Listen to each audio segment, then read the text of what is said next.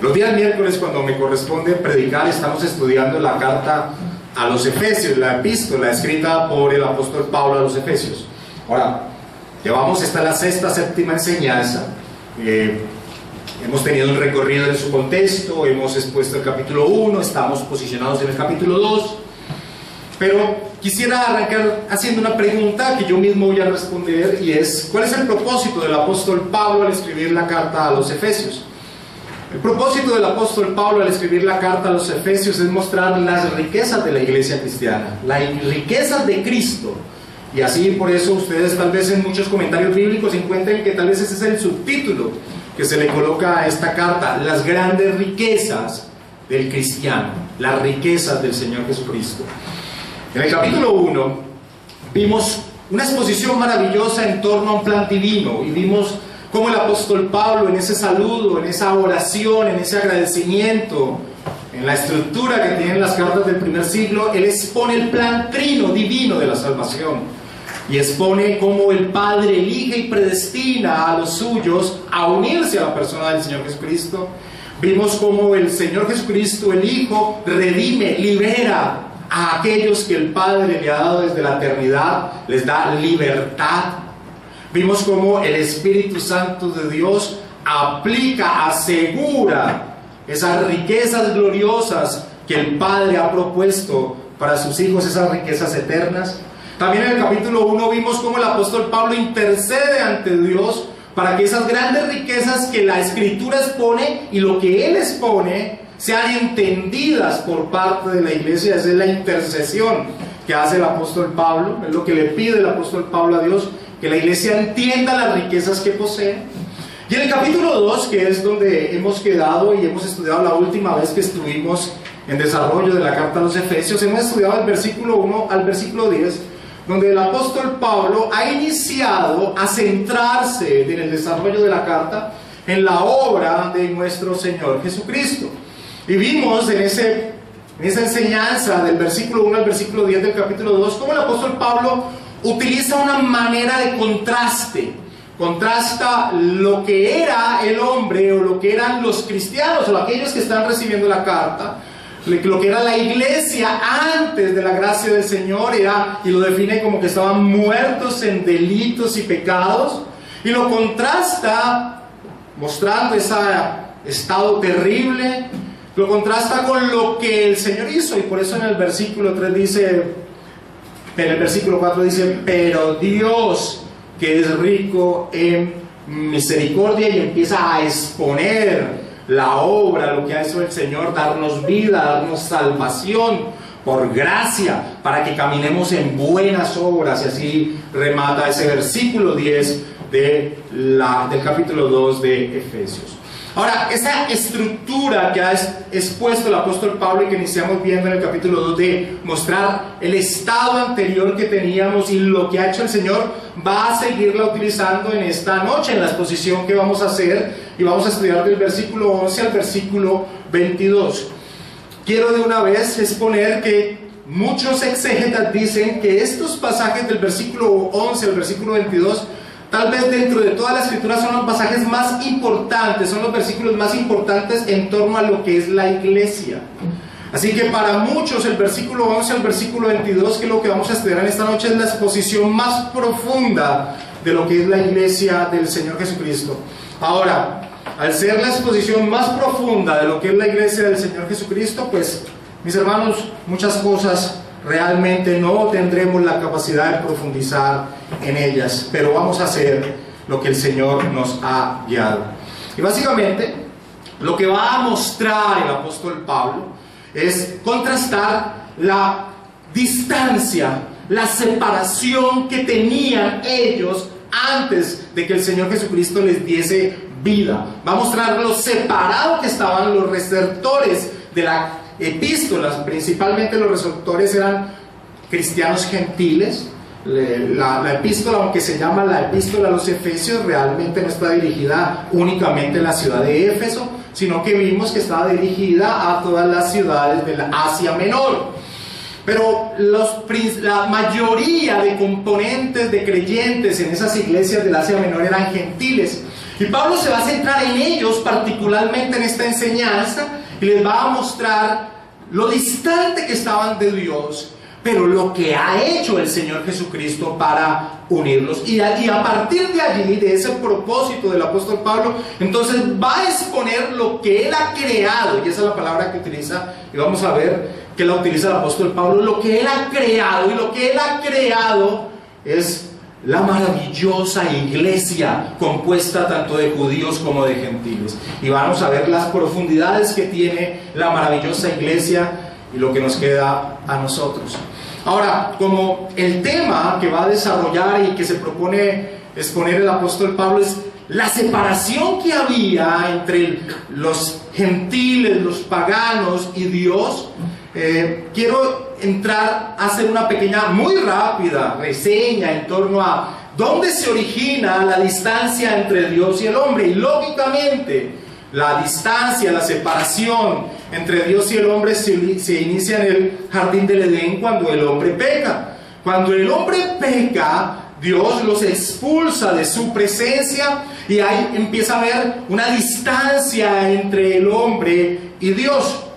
Ahora, esa distancia entre el hombre y Dios también se ve reflejada en la distancia, en la separación, en la enemistad entre los hombres. Y por eso nosotros rápidamente, del capítulo 3 al capítulo 4, empezamos a ver una tergiversación en las relaciones. Empezamos a ver la tergiversación de la relación de Dios con el hombre y la tergiversación de la relación del hombre con su mujer, de Adán con Eva. Adán echándole la culpa a Eva. Y el capítulo siguiente, el capítulo 4, nos encontramos con un hermano matando a otro hermano, mostrándonos hasta la profundidad de esa tergiversación de las relaciones. Y así se desarrolla, y vamos viendo que el hombre en el capítulo 11 de Génesis trata de unirse, pero en contra de la voluntad de Dios, desligando a Dios, y Dios aún les pone juicio, dividiéndolos aún más, esparciéndoles, dándoles diferentes lenguas, y el hombre tiene que esparcirse. Pero en el capítulo 12 de Génesis encontramos la gracia de Dios en torno a ese problema del hombre, al problema de la división, al problema de la enemistad, y encontramos que Dios le da una promesa a un hombre que es Abraham, y le dice en el capítulo 12, versículo 3, que Dios lo bendecirá a él y bendecirá a su familia, y en su linaje, en su descendencia serán benditas todas las familias de la tierra. Y es muy diciente, y a veces las personas pasan por alto que eso venga después del capítulo 11, después de lo que sucede en Babel. Allí en el capítulo 12 se ve la gracia del Señor en torno a ese problema. Linaje, la descendencia de Abraham tendría como objetivo ser bendición a todas las familias de la tierra. De Abraham viene el pueblo de Israel, de Abraham viene el pueblo de Israel, y el pueblo de Israel tenía el objetivo de ser luz a las naciones. Ese era el objetivo que tenía el pueblo de Israel. Cuando el Señor los libera a Egipto, les dice: ustedes me serán un reino de sacerdotes, de gente santa, de profetas, y el objetivo es que ellos viviesen de tal manera que predicaran con su vida, con lo que eran el Dios que ellos tenían. Ese era el propósito, era un propósito evangelístico que también tiene la iglesia, y por eso el apóstol Pedro en la primera carta de Pedro, capítulo 2, versículo 10, toma esa misma expresión que se le había dado al pueblo de Israel y la toma después de la iglesia. Ahora, ¿cuál fue el drama en esta historia, en ese plan que tenía Dios con la familia, con el pueblo de Israel? Que el pueblo de Israel se enorgullece en torno a esa relación única que tiene con Dios. Y en vez de ser y de proclamar al Dios que tienen, lo que empiezan es a tomar una posición de orgullo frente a los demás pueblos, despreciándole, teniendo una reacción contra ellos totalmente de rechazo, a tal punto que es común dentro del desarrollo de la historia de la redención, dentro de lo que nosotros vemos en la escritura, que los judíos, los israelitas, llamaban a los gentiles perros. Así que vemos que ese es el problema que hay allí. Empieza a haber una división que se ve plasmada, esa división entre los hombres se ve plasmada en algo que vamos a encontrar en el Nuevo Testamento directamente con la expresión judíos y gentiles, como una división de la humanidad en dos grandes grupos, judíos y gentiles. Así que en el desarrollo de esa comunión, entre comillas, porque no era ninguna comunión entre judíos y gentiles, los judíos les enfatizaban a los gentiles que ellos ni tenían relación con Dios ni eran el pueblo de Dios. Ellos, los judíos, eran el pueblo de Dios y tenían razón en el sentido de que sí, ellos eran el pueblo de Dios, pero su objetivo era llevar a los demás, presentar a los demás el Dios que se les había revelado. Ahora, eso grandemente, en un desarrollo de unos minutos, el punto principal de la distancia que había entre judíos y gentiles, ese quebrantamiento de relación que es muy profunda y que muchas veces no alcanzamos nosotros a entender, pero que es fundamental que entendamos en pos de empezar a estudiar este pasaje en el día de hoy. A tal punto era esa división que cuando ya el Señor Jesucristo viene y empieza a esparcirse la iglesia cristiana, aún los cristianos judíos de una manera u otra menospreciaban a los cristianos gentiles.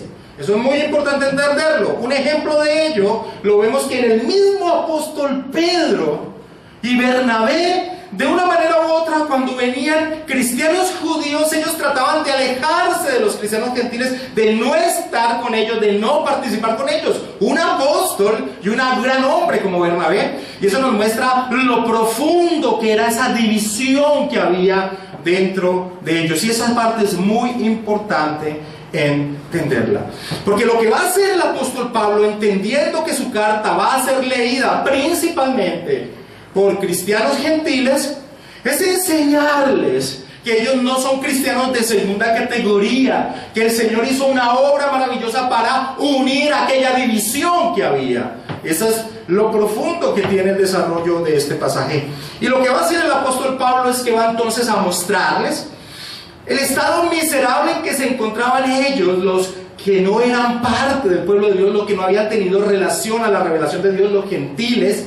Va a mostrarles su pasado miserable para después mostrar lo que hizo Cristo y las implicaciones después de lo que hizo Cristo, lo que tiene en su vida. Es por eso que nosotros, por ejemplo, en este bloque que vamos a estudiar del versículo 11 al versículo 22, encontramos en el versículo 11 que arranca diciendo: por tanto, acordados de que en otro tiempo vosotros, así arranca, les va a mostrar cuál era su pasado y se los va a mostrar de manera fuerte. Pero en el versículo 13 dice: pero ahora, y va a entrar a exponer a partir del versículo 13 hasta el versículo 18 lo que ha hecho Cristo para solucionar eso. Y mira lo que dice el versículo 19, dice: así que ya, o sea, las implicaciones que tiene lo que ha hecho el Señor, y así va hasta el versículo 22. Esa es la estructura de este pasaje, es una estructura muy clara, es un pasaje muy importante, y que el Señor nos asista entonces en el estudio de esta noche en torno a ese pasaje. Así que vamos a mostrar, a empezar viendo cómo el apóstol Pablo va a enfatizar lo que eran los gentiles, es decir, los que nunca tuvieron una comunión con la revelación de Dios, el estado en que se encontraban, el estado miserable en que se encontraban. Veamos el versículo 11 y versículo 12 de Efesios capítulo 2.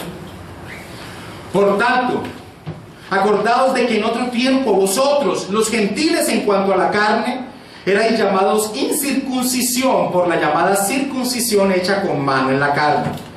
En aquel tiempo estabais sin Cristo, alejados de la ciudadanía de Israel y ajenos a los pactos de la promesa, sin esperanza y sin Dios en el mundo. Tremendo, tremendas palabras, horribles palabras para alguien. Y el primer punto que quiero resaltar de estos dos primeros versículos, de la intención del apóstol Pablo de mostrarles su pasado antes de que el Señor en su gracia los llamara para Él, ese es ese desprecio que los judíos siempre le mostraron a los gentiles.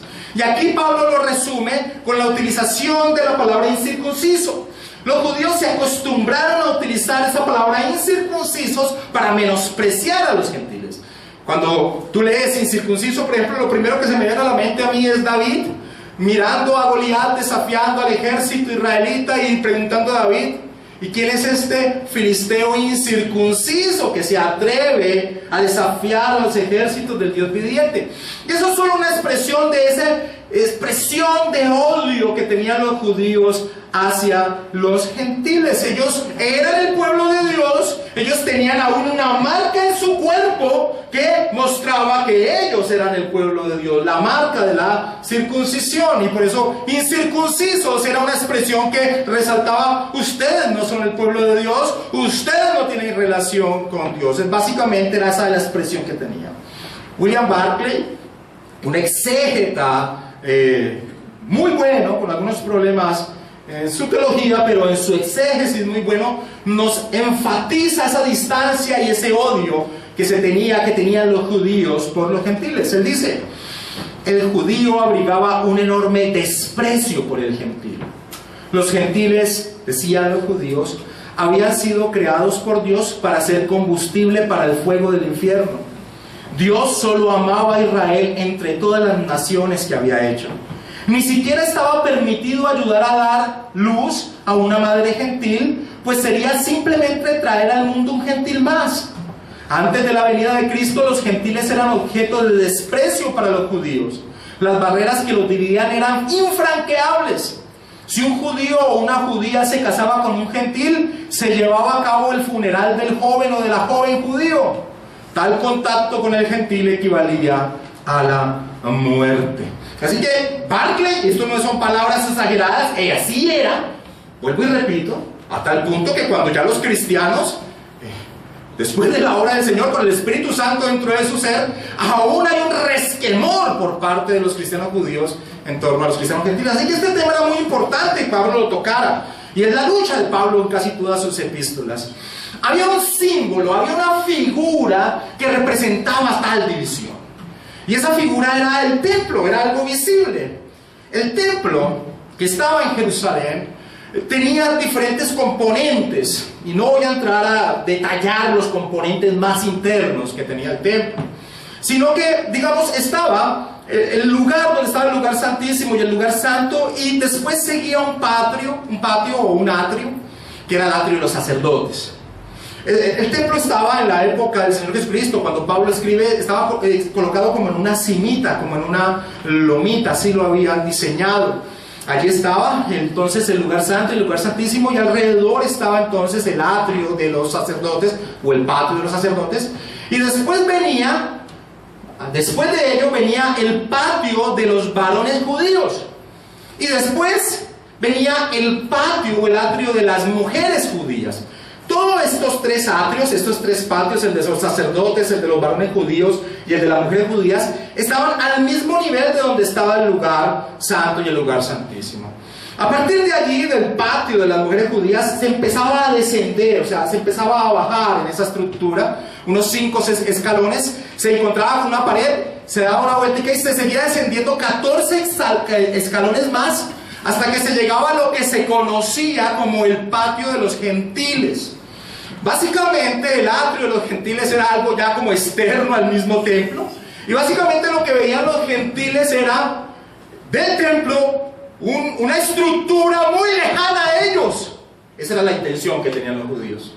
Así que el templo, de una manera u otra, se convertía en un símbolo de lo que los judíos también querían expresarle a los gentiles, la distancia que había de la relación de ellos, que no eran el pueblo, con Dios. Y además de eso, los gentiles se encontraban en todo momento con una cantidad de letreros que decía lo siguiente: ningún extranjero puede pasar esta barricada que rodea el santuario y su contenido.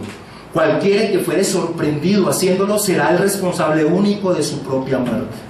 Básicamente, un gentil no se le podía ocurrir atravesar, aunque sea asomarse al patio de las mujeres, porque los romanos aún le habían dado el derecho a los judíos de ejercer justicia si alguien cometía ese acto, Así que básicamente los judíos les recordaban muy bien a los gentiles que ellos no eran el pueblo de Dios, se lo recordaban. Ahora, después de esa expresión entonces que nos encontramos en el versículo 11, donde Pablo le dice: ok, gentiles, ustedes que eran gentiles en cuanto a la carne y eran llamados incircuncisos por aquellos que tenían la circuncisión, entra a exponerles en el versículo 12 que realmente esa era su condición. Porque mira lo que expone el versículo 12. Lo que expone el versículo 12 es terrible. de la condición que tenían los gentiles. Les dice, en aquel tiempo estabais sin Cristo. Y detente un momento allí, solo con esa expresión. En aquel tiempo estabais sin Cristo.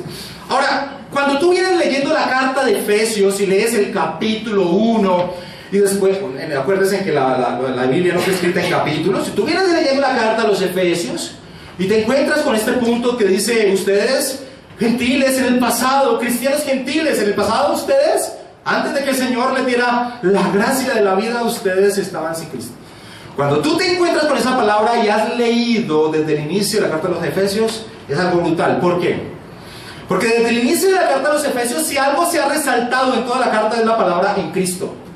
En Cristo, en Cristo, en Cristo, en Cristo, en Cristo. Es algo que se repite más de 20 veces hasta el momento en que vamos.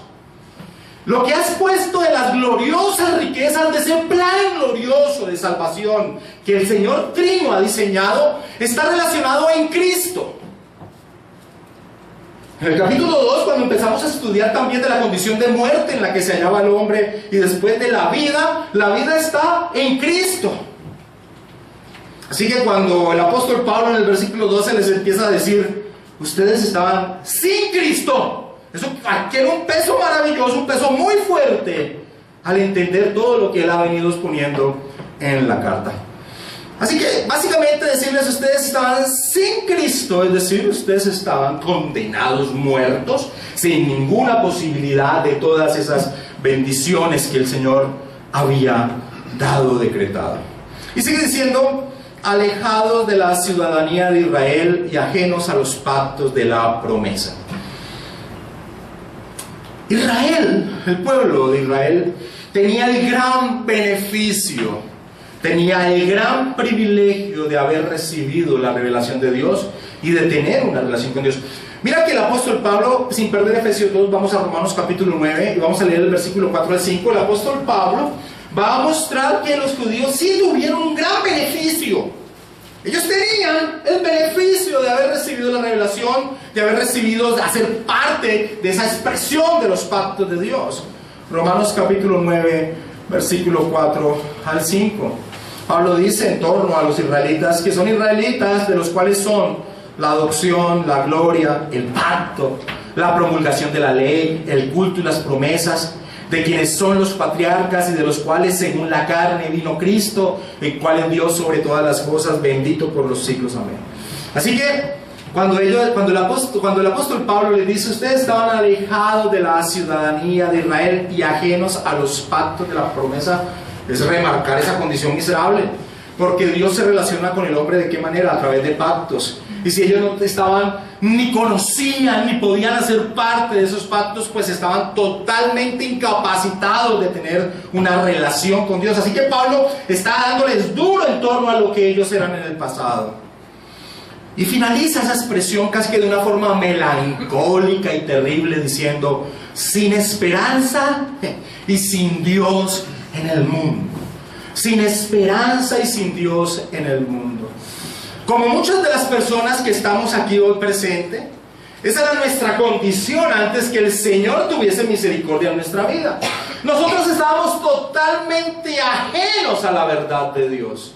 Totalmente ajenos a la verdad de Dios. Y eso es una condición miserable, porque ajenos a la verdad de Dios, caminamos en pos de una destrucción eterna, de una condición miserable.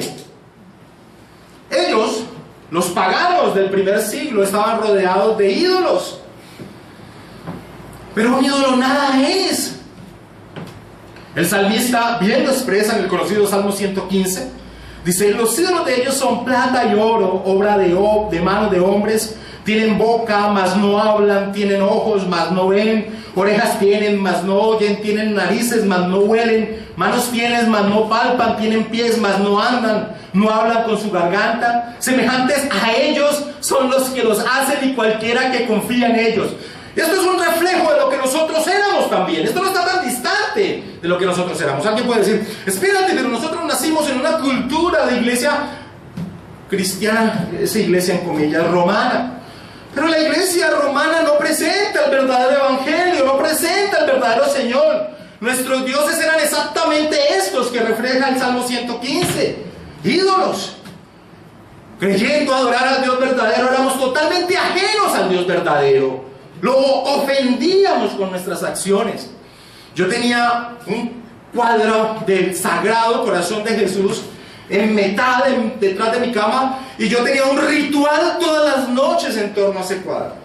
Ese era mi Dios. Estaba muerto, estaba destituido, estaba ajeno a los pactos del Señor, sin Dios y sin esperanza en el mundo. William Hendrickson dice estado de una manera muy poética pero real: eran semejantes a marineros que sin brújula ni guía se hallaban a la deriva en una nave sin timón en una noche sin estrellas en medio del tempestuoso mar lejos del puerto. Esa es la vida del hombre sin Dios. Esa es la vida del hombre sin el conocimiento de Dios. Es un pobre miserable que no sabe que camina en pos de la condenación. Y eso es lo que les ha resaltado el apóstol Pablo hasta acá. Esa es la intención del apóstol Pablo. La intención es que vean la condición en la que se hallaban. Porque cuando uno entiende la condición en la que se hallaba, y cuando entiende la gracia que ha tenido el Señor de dar vida, se magnifica esa obra.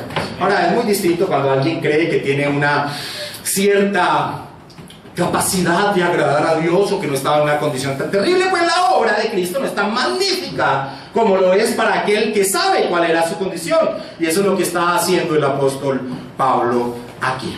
Ahora, podríamos pasar rápidamente al punto siguiente, que es lo que hace Cristo, pero no quiero hacerlo todavía, porque hay algo que a veces no percibe leyendo nuestras escrituras en español. Y es que desde el versículo 1 aún hasta el versículo 22 de ese capítulo 2, o sea, todo el capítulo 2, si uno lee en el griego, solo encuentra un mandato en todos esos 22 versículos. Solo un mandato, solo un imperativo dentro de esos dos versículos. El que está en el versículo 11, precisamente. Por tanto, acordaos. Ese es el mandato del apóstol Pablo. Por tanto, acordaos. Eso nos da una enseñanza muy importante a nosotros. Nosotros nunca podemos olvidarnos de dónde nos ha sacado Dios. ¿Sabes por qué? Para que no pase lo mismo que pasó con el pueblo judío, que de un momento a otro tú empieces a menospreciar a los demás, sintiéndote que tú eres el que tienes una relación con Dios. Pero cuando tú te acuerdas de a dónde te ha sacado el Señor, de lo pecador y vil que eras, porque todos los que estamos aquí sentados éramos así, unos más visibles tal vez que otros, unos pecados más visibles que otros, pero si tuviésemos una pantalla que reflejara nuestro corazón y nuestros pensamientos, nos avergonzaríamos, mis hermanos. Así que recordar de a dónde nos ha sacado el Señor, y es el único mandato que hay en estos 22 versículos, es algo que el Señor quiere. Por tanto, recordados, por tanto, acordados. Ahora, ¿por qué no quiero pasar todavía a la expresión que va ahí en el versículo 13 al versículo 18, que ya vamos a estudiar de la obra del Señor Jesucristo en torno a esa condición? Porque pareciese, en la expresión que hemos tenido de estos dos versículos, del versículo 11 y del versículo 12, que los judíos entonces estaban en una posición muy buena con Dios. Pues está resaltando que ellos no eran el pueblo de Dios, estaban ajenos a los pactos de la promesa, y eso entonces diría, uy, los judíos entonces tenían todas las capacidades. Pero mira que Pablo lo ha hecho de una manera se ha expresado que va a mostrar que los judíos, a pesar de tener todos esos privilegios, estaban en la misma condición de los gentiles. Mira cómo se expresa el apóstol Pablo en el versículo 11. Por tanto, acordaos de que en otro tiempo vosotros los gentiles, en cuanto a la carne, eran llamados incircuncisión por la llamada circuncisión hecha con mano en la carne. Básicamente lo que está expresando el apóstol Pablo al utilizar tanto el término carne en este pasaje es mostrar que ese era un pensamiento, ese desprecio, ese sentirse superior por parte del pueblo judío, era un pensamiento a un nivel muy humano pero no real, porque la circuncisión que ellos tenían y que se jactaban en su cuerpo era algo que se había convertido netamente en algo quirúrgico, pero que había perdido todo el significado que debería tener ese hecho. El significado que debería tener el hecho de la circuncisión es que su corazón debería estar circuncidado a Dios. Y voy a leerles varios pasajes, o si quieren anoten, voy a hacerlo muy rápido, no quiero gastar mucho tiempo en este punto. Cómo desde la ley se muestra que la circuncisión era solo un reflejo de algo interno que debía haber sucedido, y era que el corazón tenía que abrirse a Dios, ser transparente a Dios. Deuteronomio capítulo 10, versículo 15 al 16 dice: solamente de tus padres se agradó Jehová para amarlos, y escogió su descendencia después de ellos a vosotros de entre todos los pueblos como este día. Circuncidad pues el prepucio de ¿a dónde? De vuestro corazón, y no endurezcáis más vuestra cerviz. Capítulo 30, versículo 6 de Deuteronomio dice: y circuncidará Jehová tu Dios tu corazón y el corazón de tu descendencia, para que ames a Jehová tu Dios con todo tu corazón y con toda tu alma, a fin de que vivas. El profeta Jeremías denuncia la hipocresía que se había convertido en la circuncisión. En Jeremías 4:4 dice: circuncidaos a Jehová y quitad el prepucio de vuestro corazón, varones de Judá y moradores de Jerusalén. O sea, que mi ira salga como fuego y se encienda, y no haya quien la apague por la maldad de vuestras obras. Y el apóstol Pablo claramente denuncia esa condición farisea, esa condición mentirosa, en Romanos capítulo 2, versículo 28 al 29. Pues no es judío el que lo es exteriormente, ni es la circuncisión la que se hace exteriormente en la carne, sino que es judío el que lo es en lo interior, y la circuncisión es la de corazón, en espíritu, no en letra, la alabanza del cual no viene de los hombres, sino de Dios. Así que maravillosamente, y algo que podríamos pasar muy rápido, el apóstol Pablo les ha mostrado a los judíos que en eso que se captaban y humillaban a los gentiles, ellos no estaban en una mejor posición, porque eso se había convertido nada más ni nada menos que en una obra quirúrgica, una obra de la carne. Dando ese punto y mostrando entonces cómo directamente el apóstol Pablo muestra lo que eran los gentiles antes de la gracia del Señor, y de una manera indirecta pero precisa también muestra que los judíos no estaban en una mejor condición. Entonces, a partir del versículo 13 hasta el versículo 18, el apóstol Pablo se va a entrar a mostrar cuál fue la obra de Cristo que soluciona tan miserable condición. Mis hermanos, el versículo 11 y versículo 12 es nuestro reflejo. Así que el versículo 13 al versículo 18 es lo que el Señor hizo por nosotros. Y esto es algo muy importante entender en lo que vamos a desarrollar. Básicamente el versículo 13 enfatiza lo que el Señor hizo. Es como el gran resumen de lo que el Señor hizo. Dice: pero ahora, un bendito pero ahora que aparece después de esa miserable condición. Pero ahora en Cristo Jesús, vosotros que en otro tiempo estabais lejos, habéis sido hechos cercanos por la sangre de Cristo. El bendito pero ahora, que también apareció en el versículo 4, aparece ahorita también en este versículo 13, después de que Pablo ha mostrado la miserable condición que se encontraba el hombre, tanto judíos como gentiles. Ahora vuelve y aparece la frase ineludible de toda la vida cristiana: pero ahora ¿en qué? En Cristo, una vez más. Pero ahora en Cristo, y a través de la obra de Cristo. Ahora en Cristo y a través de la obra de Cristo, vosotros que en otro tiempo estabais lejos, habéis sido hechos cercanos por la sangre de Cristo, por la obra de Cristo en la cruz. Para los gentiles una locura, para los judíos un tropezadero. La cruz, la obra del Señor Jesucristo, es la que nos da a nosotros la capacidad de vencer esa distancia que existía entre Dios y entre el hombre y el pueblo verdadero de Dios. Irineo, uno de los padres de la iglesia, decía: en su amor Dios se convirtió en lo que somos nosotros, para que nosotros podamos ser lo que es Él. En su amor Dios se convirtió en lo que somos nosotros, para que nosotros podamos ser lo que Él es. Así que el versículo 13 es el resumen de lo que hizo el Señor. Ahora, ¿cómo lo hizo? Aparece el versículo 14 en adelante. El versículo 18. 13 resume, 14 en adelante cómo lo hizo. Y básicamente el versículo 14 arranca diciendo lo que Él trajo. Si había una enemistad, si había una separación, entonces Él trajo paz. Él trajo paz. Versículo 14: porque Él es nuestra paz. Ahora, cuando uno va leyendo y uno dice, cuando dice ¿por qué es nuestra paz?, lo primero que uno vincula en su mente es que empiece a hablar de la unión de nuevo con la relación con Dios. Eso es lo que uno primero espera. Pero mira que él primero va a tomar esa división de los hombres, de judíos y gentiles, y se va a centrar primero en ella, para mostrarnos cómo fue que Dios resolvió el problema terrible que había en ese siglo primero. Vuelvo y repito, porque tal vez para nosotros los cristianos del siglo XXI nos sea muy difícil entender la magnitud de la división del siglo primero entre judíos y gentiles. Pero solo como un adelanto, vamos a encontrar que cuando estudiamos el capítulo 3, Pablo va a decir que el gran misterio que Dios ha revelado en esa época es que los gentiles son pueblo de Dios también.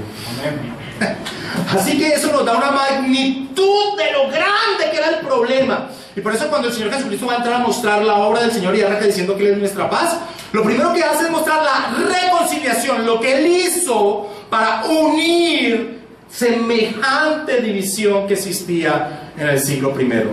Porque Él es nuestra paz, versículo 14, que de ambos pueblos hizo uno. Esto es fácil leerlo hoy, pero ¿cómo sonaría en ese momento?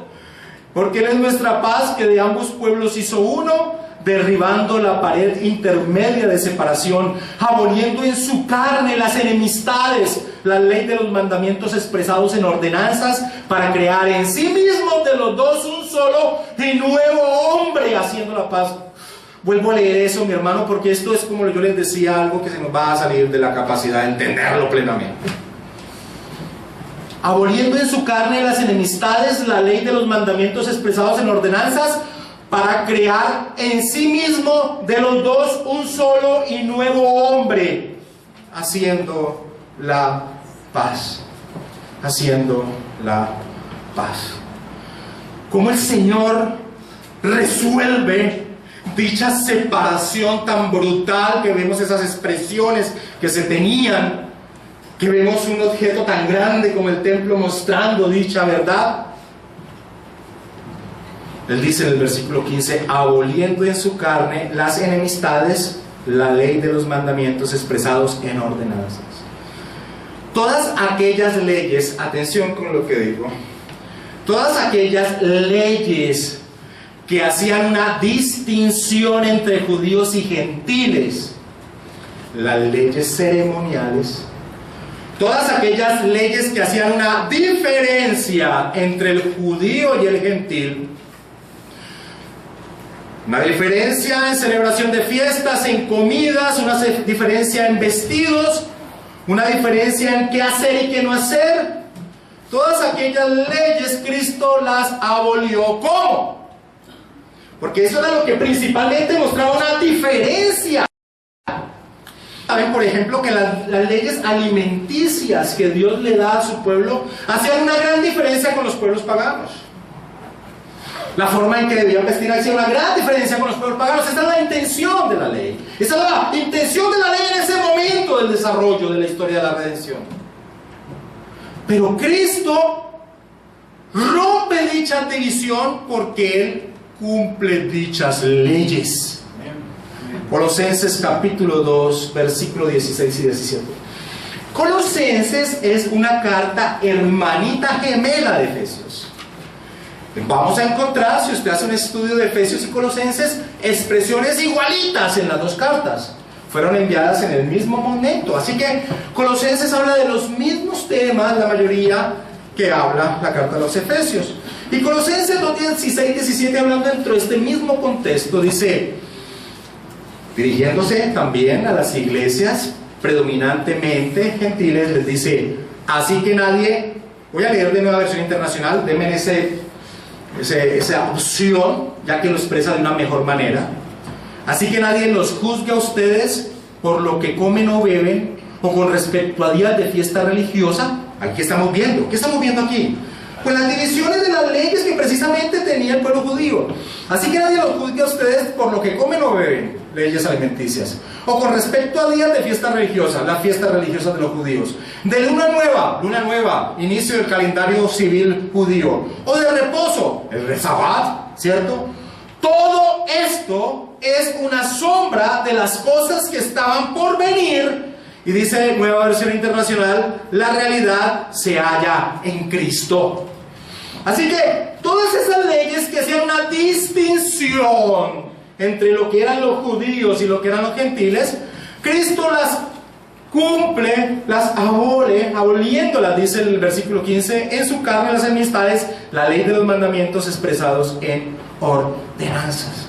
Así que Cristo cumple ello. Ya nadie podía entonces juzgar, ¿por qué no actúas tú así? No, si Cristo las cumplió, estaba quitando dicha distinción. Pero también Cristo, de una manera, no en torno a cómo debemos vivir, en torno a las leyes morales de Dios, porque esas siguen siendo plenas y vigentes, no en torno a cómo debemos vivir, sino como camino de salvación. Cristo también abole ese tipo de leyes que hacían una diferencia entre judíos y gentiles, porque Él es el único que las cumple.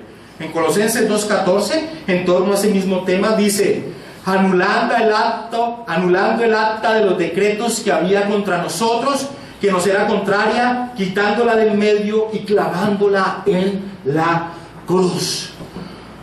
John Stott dice: Jesús abolió tanto el reglamento de la ley ceremonial como la condenación de la ley moral.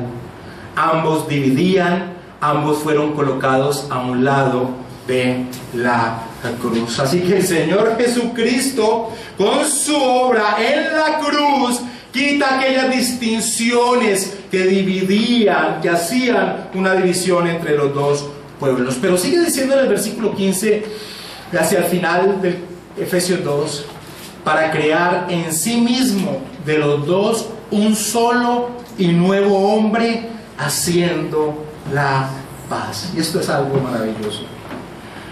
No es que el gentil tenía que convertirse en judío, ni que el judío fuese un judío más plenamente, sino que en Cristo Jesús sea una nueva creación. Ese es el énfasis que tiene esta expresión. En Cristo Jesús se da una nueva creación. Dice, para crear en sí mismo de los dos un solo y nuevo hombre, haciendo la paz. Ahora, este pensamiento no solo está aquí. Mira Gálatas, por favor, acompáñame. Vamos a ir a varios pasajes. Gálatas capítulo 6, versículo 15. ¿Cómo Cristo deshace la división? Cristo deshace la división a través de su obra en la cruz, cumple todas las leyes ceremoniales, pero aún más que eso, une a esos dos pueblos en un solo y nueva creación. Gálatas 6:15 dice: porque en Cristo Jesús ni la circuncisión vale nada, ni la incircuncisión, sino una nueva creación. Ahora Gálatas capítulo 3, versículo 28. Ya no hay judío ni griego, no hay esclavo ni libre, no hay varón ni mujer, porque todos vosotros sois uno en Cristo Jesús. No hay una división, no hay uno mejor que el otro, no hay uno con mejores preferencias que el otro. Colosenses capítulo 3, versículo 11.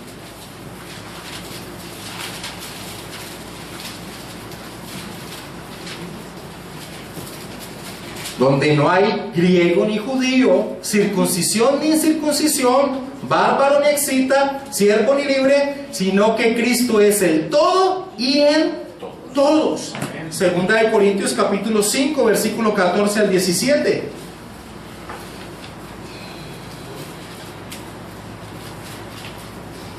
Porque el amor de Cristo nos constriñe, pensando esto, que si uno murió por todos, luego todos murieron, y por todos murió, para que los que viven ya no vivan para sí, sino para aquel que murió y resucitó por ellos. De manera que nosotros de aquí en adelante a nadie conocemos según la carne, y si a Cristo conocimos según la carne, ya no lo conocemos así, de modo que si alguno está en Cristo, nueva criatura es, las cosas viejas pasaron y aquí todas son hechas nuevas. Así que hay algo maravilloso dentro de lo que está expresando el apóstol Pablo de cómo él quitó esa enemistad, y es que crea un solo hombre. ¿Qué hombre? ¿Qué ser crea él? Versículo 16 al 18 de Efesios capítulo 2. Y mediante la cruz reconciliar con Dios a ambos, y aquí ya empieza, después de hablar de la reconciliación que hizo entre los hombres, Esa nueva creación es la maravillosa iglesia que está compuesta de judíos y gentiles, de cualquier etnia, raza, color, idioma, nación, tiempo, época. Y ahora se centra en la relación con Dios, que tiene la única forma de poder volver en esa desunión terrible que tenía el hombre con Dios. La única forma, el único ser es ese ser creado nuevo. Es el único que tiene esa capacidad, porque ese ser creado nuevo está en Cristo. En Cristo. Versículo 16 al 18. Y mediante la cruz reconciliar con Dios a ambos en un solo cuerpo, matando en ella las enemistades. Y vino y anunció las buenas nuevas de paz a vosotros que estabais lejos, gentiles, y a los que estaban cerca, judíos. Porque por medio de él, los unos y los otros tenemos entradas por un mismo espíritu al Padre. La imagen del templo no va a desaparecer nunca dentro de lo que está desarrollando el apóstol Pablo. Ha hablado que había un muro de división que Cristo destruyó, haciendo de los dos un solo pueblo. Pero ahora vuelve y toma la imagen, porque aquel templo era la expresión de cómo el hombre podía acercarse a Dios. Eso era lo que representaba el templo. El templo representaba Dios en medio de su pueblo, pero había unas estipulaciones de cómo debía acercarse el hombre a Dios.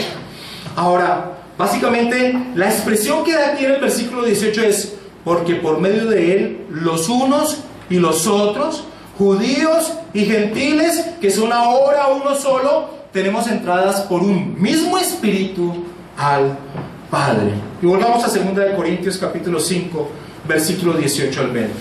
Porque después de decir, ok, ahora en Cristo somos una nueva creación, sigue diciendo del versículo 18 al 20, entonces 2 Corintios. Y todo esto proviene de Dios, quien nos reconcilió consigo mismo por Cristo y nos dio el ministerio de la reconciliación. Que Dios estaba en Cristo reconciliando consigo al mundo, no tomándoles en cuenta a los hombres sus pecados, y nos encargó a nosotros la palabra de la reconciliación.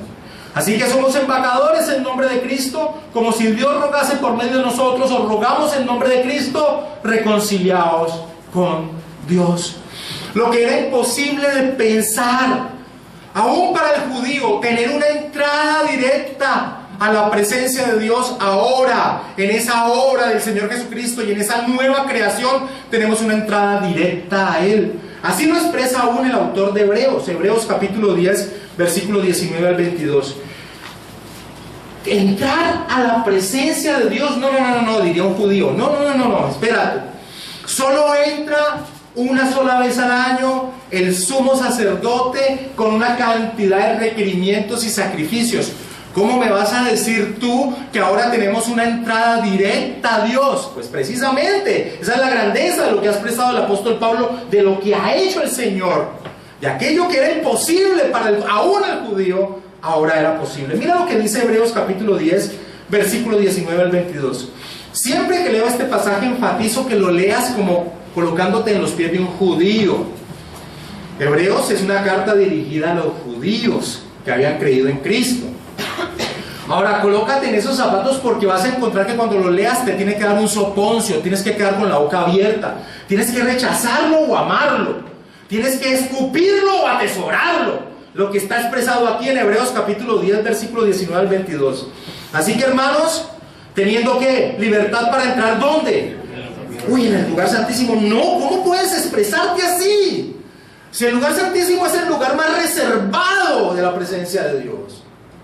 Por la sangre de Jesucristo, por el camino nuevo y vivo que Él nos abrió a través del velo, esto es de su carne, y teniendo un gran sacerdote sobre la casa de Dios, acerquémonos con corazón sincero, en plena certidumbre de fe, purificados los corazones de mala conciencia y lavados los cuerpos con agua pura. Tenemos una entrada ahora a través de la obra del Señor, a través de esa nueva creación que Él ha hecho, que es que estamos unidos a Él, es decir, su iglesia. Tenemos un privilegio que yo creo, mis hermanos, que nosotros no somos conscientes de ello. ¿Tú te sientes con privilegio cuando oras? Te aseguro que no. Se ha convertido en algo común en tu vida, a tal punto que te duermes orando, a tal punto que tus oraciones son las mismas palabras todos los días. Te aseguro que así es. Te aseguro que la oración para ti es algo repetitivo. Se ha convertido en un ritual para que Dios no mande males sobre mí, para que me envíe cosas buenas. La oración es un privilegio glorioso que tenemos de poder tener la certeza de que Dios está ahí enfrente escuchándonos, porque nos presentamos en el nombre del Señor Jesucristo. Cuando tú entiendes esto, este maravilloso privilegio que te ha dado la obra del Señor, tu oración va a cambiar. Totalmente. Totalmente. Los judíos, al escuchar a Pablo, primero que todo mostrando que había destruido esa enemistad y mostrando también que ahora tenían una entrada, y no quiero decir por alto lo que dice el versículo 18. El versículo 18 es un versículo trino. Mira lo que dice el versículo 18, de esa entrada que ahora se tiene libre, porque por medio de él, es decir, por Cristo, los unos y los otros, es decir, judíos y gentiles, tenemos entrada por un mismo ¿qué? Espíritu. ¿A quién? Al Padre. La obra trina, ese privilegio maravilloso, eso queda expresado a través de un templo, una incapacidad. La obra de Cristo nos da una entrada. Esa es la creación maravillosa que ha hecho el Señor Jesucristo a través de su obra. Entonces el apóstol Pablo ha mostrado el pasado gentil, es nuestro pasado. Ha mostrado la obra del Señor Jesucristo, una obra gloriosa, gloriosa en todo sentido. Y entonces va a mostrar las implicaciones de esa obra gloriosa del versículo 19 al 22. Leámoslo. Así que ya no sois extranjeros ni advenedizos. Cuando entendemos el contexto, estas palabras en los oídos de un cristiano gentil sonaban algo maravilloso. Ellos se sentían, aún siendo cristianos, rechazados de una manera u otra por los judíos, los cristianos judíos. Así que ya no sois extranjeros ni advenedizos, sino conciudadanos de los santos y miembros de la familia de Dios, edificados sobre el fundamento de los apóstoles y profetas, siendo la principal piedra de ángulo Jesucristo mismo, en quien todo el edificio bien coordinado va creciendo para ser un templo santo en el Señor, en quien vosotros también sois juntamente edificados para morada de Dios en el Espíritu del Señor. Esto tiene tanta riqueza. La separación con que arranca el versículo 12, que dice: en aquel tiempo estabais sin Cristo, alejados de la ciudadanía de Israel y ajenos a los pactos de la promesa, sin esperanza y sin Dios en el mundo. Ya suena muy distinto después de la obra de Cristo. Versículo 19: ya no sois extranjeros ni advenedizos. Y a fin de indicar las riquezas de ese cambio, el apóstol Pablo va a utilizar tres metáforas que se desarrollan en todo el Nuevo Testamento.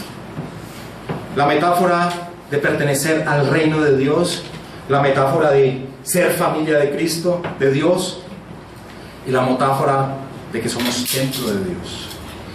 Así que en el versículo 19 arranca diciendo, utilizando la primera metáfora del apóstol Pablo para mostrar las grandes implicaciones que tiene esto para nuestra vida. Así que ya no sois extranjeros ni advenedizos, sino conciudadanos de los santos. Los cristianos gentiles no tendrían por qué sentirse cristianos de segunda categoría. No, ya no había distinciones. Todos son uno en Cristo, con los mismos derechos de cualquier otro. Al final de los tiempos, los santos del Antiguo Testamento serán reunidos con los santos del Nuevo Testamento en la unidad gloriosa de la iglesia del Señor Jesucristo. Y allí están tanto gentiles como judíos, y allí estamos nosotros, al mismo nivel de Abraham, de Moisés, de David, igual, la misma iglesia de todos los tiempos. Eso es algo glorioso, eso es algo maravilloso. Martin Lloyd Jones, reflexionando sobre esto, dice: ya no dependemos de un pasaporte, sino que realmente tenemos nuestros certificados de nacimiento. Y lo expresa como en shock. Realmente pertenecemos al reino. Mis hermanos, nosotros somos más ciudadanos del reino de Dios que de este país, porque de este país nosotros somos de un periodo de tiempo muy corto, y del reino de Dios un periodo eterno, glorioso, maravilloso.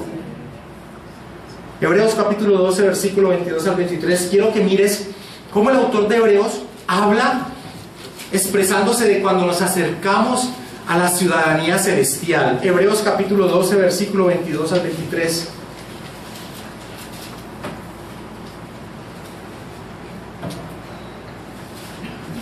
sino que os habéis acercado al monte de Sión, dice el autor de Hebreos, a la ciudad del Dios vivo. Esa es mi nación. Jerusalén la celestial, a la compañía de muchos de millares de los ángeles, a la congregación de los primogénitos que están inscritos en los cielos, al Dios el juez de todos, a los espíritus de los justos hechos perfectos. Ahí está mi hogar.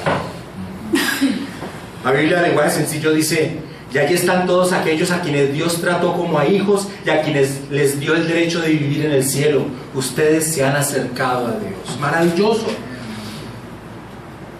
Pero la metáfora no queda allí, sino que va más profunda. Uno se podría imaginar a los judíos pensando: podríamos llegar a convivir con los gentiles en un mismo reino.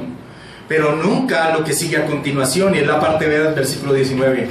Y miembros de la familia de Dios. Y miembros de la familia de Dios. Cuando usted se llama hermano, usted ha utilizado ese término como si fuese una jerga cristiana. Pues no, tiene una implicación muy grande. Realmente somos hermanos. Realmente somos hermanos porque tenemos un mismo Padre. Él nos ha adoptado, y nos ha adoptado porque se nos ha dado el privilegio de depositar nuestra confianza en la persona del Señor Jesucristo. Así que el término hermanos es algo maravilloso. Es una responsabilidad que tengo yo contigo y tú conmigo. Si tú tienes en tu pensamiento asistir a la iglesia y decir: bueno, yo voy a la iglesia, estoy un rato allí, me voy, no tengo ninguna responsabilidad, no hago relación con nadie, tú no eres de Cristo. Tú no eres de Cristo, la verdad. La iglesia de Cristo es una familia, y tan poderosa y unida que el apóstol Pablo dice: cuando ustedes le hagan el bien a alguien, háganlo primeramente a los de la familia de la fe. Primeramente a los de la familia de la fe. Así que si tú vienes aquí y tú usufructúas lo que puedes recibir de una congregación, una buena enseñanza, un momento de edificación, y te vas y no tienes una relación, tú no eres cristiano, tú no eres de Cristo. Somos una familia, es algo poderoso, es algo maravilloso. Esa es la unidad que ha logrado el Señor. De sentirse alejados, advenedizos, resulta que Dios ha creado una nueva creación donde se tiene la relación íntima más fuerte posible. Somos familia. Eso es lo que está expresando el Señor Jesucristo en medio de esa división tremenda que había entre judíos y gentiles. Pero también utiliza una tercera metáfora, porque la imagen del templo no se ha ido. La trae una vez más. Y en el versículo 14 que leímos, y decía que el Señor había derrumbado la pared intermedia de separación, haciendo referencia a esa distancia que hay en el templo. Y en el versículo 18, cuando leímos que tenemos una entrada a la presencia de Dios, esa muestra de lo que era el templo, pues Pablo ahorita entra a mostrar algo más glorioso. Y es que no es solo que tengamos entrada, sino que esa nueva creación donde nosotros estamos es el templo de Dios. Lo que antes era una separación y un símbolo de la separación del gentil con el judío, del gentil con el pueblo de Dios, resulta que a través de la obra de Cristo, aquel que ha recibido la gracia de depositar la confianza en la persona del Señor Jesucristo, resulta que ahora se describe como templo de Dios. Y eso es algo maravilloso. Versículo 19.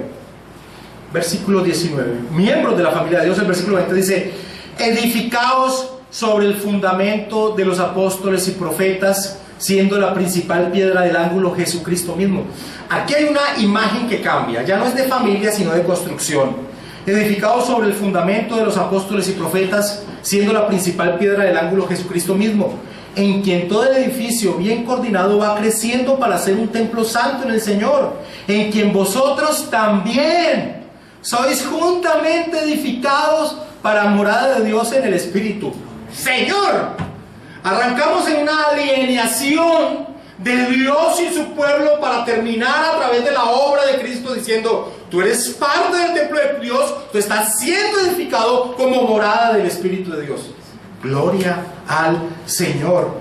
Pero hay unas características muy importantes en torno a ese templo que es la iglesia del Señor. En el versículo 20 dice cuál es el fundamento de dicha construcción. Toda construcción necesita un fundamento estable para no caerse. edificaos, versículo 20, sobre el fundamento de los apóstoles y profetas, siendo la principal piedra del ángulo Jesucristo mismo. El fundamento de los apóstoles y profetas es la bendita palabra de Dios. Ese es el fundamento de la iglesia cristiana. Quita ese fundamento de la iglesia y la iglesia perece, se desvía, se corrompe, languidece. Eso es lo que ha sucedido, mis hermanos, tristemente.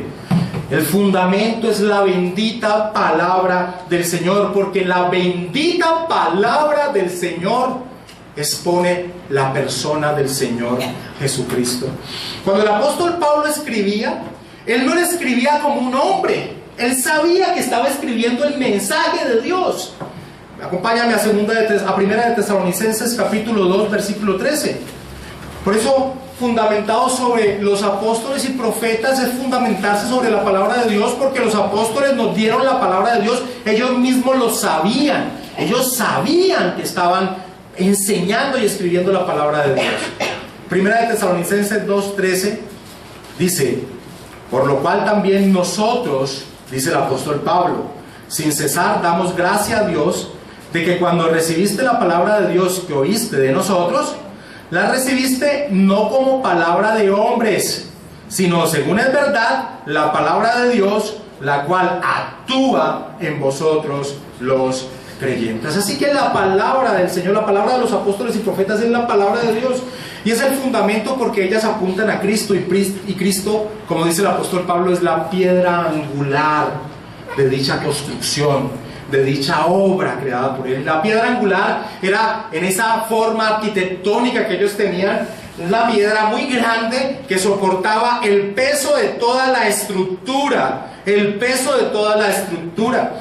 Así que Cristo, el mensaje de Cristo, quien es la persona de Cristo, es sobre lo que se fundamenta la iglesia. La iglesia no se fundamenta sobre nosotros mismos, la iglesia se fundamenta sobre el mensaje de quién es la persona de Cristo, y por eso es algo estable, algo que no se tambalea.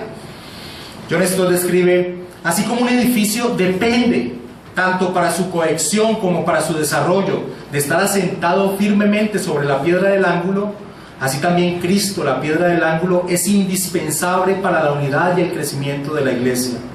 A menos que esté constante y firmemente relacionada con Cristo, la unidad de la iglesia se desintegrará y su crecimiento se detendrá o se desviará.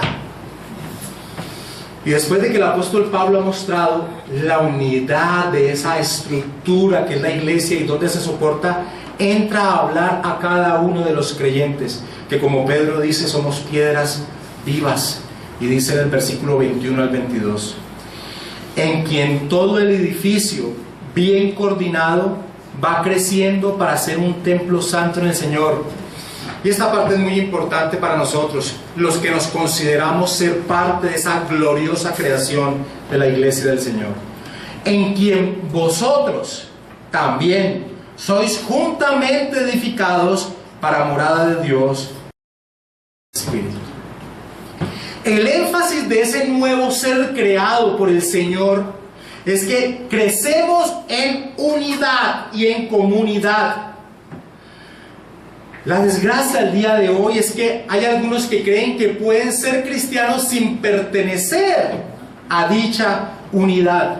Separados, aislados, no crecemos, no podemos existir.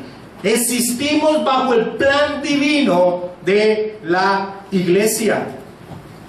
Una estructura maravillosa que va creciendo hasta el momento que Él venga por ella, y en la eternidad se escucharán palabras maravillosas. En Apocalipsis 21, 3 al 4 dice: y oí una gran voz del cielo que decía: he aquí el tabernáculo de Dios con los hombres, y Él morará con ellos, y ellos serán su pueblo, y Dios mismo estará con ellos como su Dios. Enjugará Dios toda lágrima de los ojos de ellos, y ya no habrá muerte, ni habrá más llanto, ni clamor, ni dolor, porque las primeras cosas pasaron. Así que el Señor ha hecho una obra maravillosa, y es su iglesia. Ahora, esta enseñanza del apóstol Pablo del versículo 11 al versículo 22 tiene unas implicaciones muy importantes para nosotros, pero yo quiero resaltar dos. La primera de ellas es la importancia de la iglesia local. Hay muchas personas que no le dan la importancia a lo que es la iglesia local. Pero la iglesia local es el lugar donde Dios nos ha colocado para que crezcamos, para que nos desarrollemos, para que hagamos parte de esa comunidad. Si alguien concibe esto como un hotel de paso, como un lugar de paso, créame que está muy desligado de la obra que el Señor Jesucristo vino a hacer. Alguien colocaba el siguiente ejemplo, y es un ejemplo de la vida real. Y más que todo en los Estados Unidos, los hijos llegan a cierta edad y empiezan a buscar universidad donde ir a estudiar. Lo principal no es buscar, decía alguien, una universidad donde ir a estudiar, sino qué iglesia hay en esa localidad donde él va a ir a estudiar. Y eso muestra la importancia que debe tener para el cristiano lo que es la iglesia. Y esto no es muy lejano a nosotros. Aquí en medio de nuestra congregación hay un hermano muy amado que dio su testimonio, que tiempo atrás él estaba dispuesto a irse de esta ciudad, dispuesto a irse de este país. ¿Por qué? ¿No tenía trabajo? No, sí, tenía buen trabajo, tenía una estabilidad. ¿Por qué? Buscando una iglesia bíblica.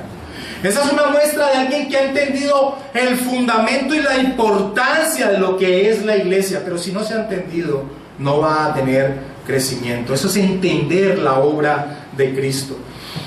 Cuando alguien pertenece a una iglesia, se exhorta en su crecimiento, en su santidad. La disciplina eclesiástica es fundamental en ese crecimiento. Si alguien no pertenece a una iglesia local, si alguien va a una iglesia como en un club, es más, quiere que no lo perciban mucho para que no se esté vigilando cuál es su comportamiento de testimonio ante los demás, no ha entendido realmente la obra del Señor Jesucristo en torno a su iglesia. Y hay otro aspecto que tal vez nosotros no lo percibamos muy claramente, y es que la diversidad que hay dentro de la iglesia local es precisamente la muestra de la obra del Señor. Que nosotros tengamos personas de diferentes colores, estratos económicos, culturas en medio de la iglesia local, es algo que muestra precisamente lo que hizo el Señor, quien destruyó cualquier barrera. Por eso es muy triste encontrar, por ejemplo, en los Estados Unidos las iglesias negras, iglesias solo para las personas negras. Eso es no entender lo que hizo el Señor. Por eso es muy triste encontrar reuniones o iglesias que enfaticen las reuniones de tal cosa, de solteros, de empresarios, de lo que sea, porque eso es no entender lo que hizo el Señor. Precisamente lo que hizo el Señor es esa obra maravillosa de derrumbar cualquier pared que dividiera. Somos una unidad poderosa en la cual nos edificamos. Así que, mis hermanos, la obra del Señor Jesucristo es maravillosa. Cuando tú atesoras, por ejemplo, este pasaje en torno a dónde perteneces, dónde te ha colocado el Señor, pues realmente Efesios se convierte en la carta que muestra las riquezas del cristiano maravillosas y poderosas. Quiero concluir con las palabras de John Stott en torno a estas implicaciones que tiene esta enseñanza.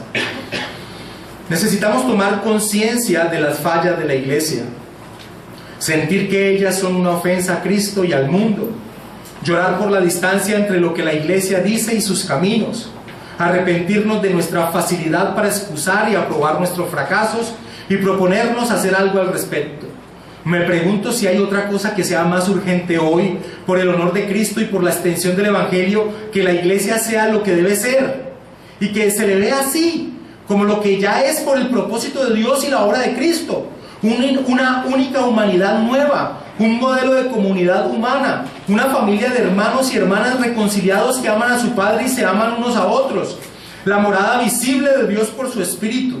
Solo entonces el mundo creerá que Cristo es el pacificador. Solo entonces Dios recibirá la gloria debida a su nombre.